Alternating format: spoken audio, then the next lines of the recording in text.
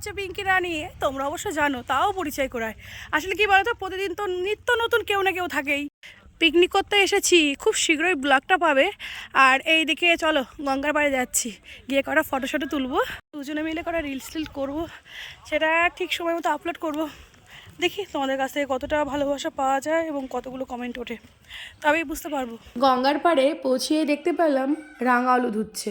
আচ্ছা, আমাদের এখানে কিন্তু রাঙা আলু বলে এইগুলোকে, আর তোমাদের এখানে কি বলে গো অবশ্যই জানিও। যে ঘাটটা দেখছো এটা হচ্ছে কালীপুর ঘাট, ঘাটটা ভাঙন ধরেছে। জানো তো, তোমাদের দাদার মুখে শুনেছি এই ঘাটটা মানে ভাঙন ধরেছে, আর ভাঙন ধরার পরে প্রায় 100 মিটার মতো এগিয়ে এসেছে। দেখো, পিঙ্কির জীবনের কোনো দাম নেই, কোনো মায়া নেই।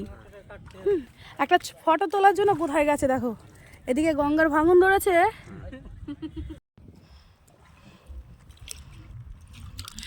কবে জন্য নিয়ে আসলাম এই সিজনে, তখন এগুলো দিয়ে দিয়েছে বাড়ি গিয়ে। এখানে মনে হয় চাষ হয়,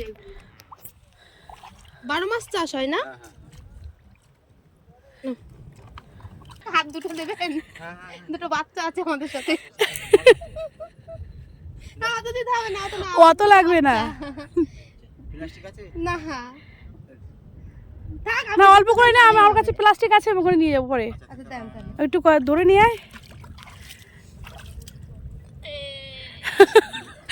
কাকা আজকের ব্লগে স্মরণীয় থাকলো। দাদা আগে না, আমি একটু একটু নিয়ে নি ভিডিওটা।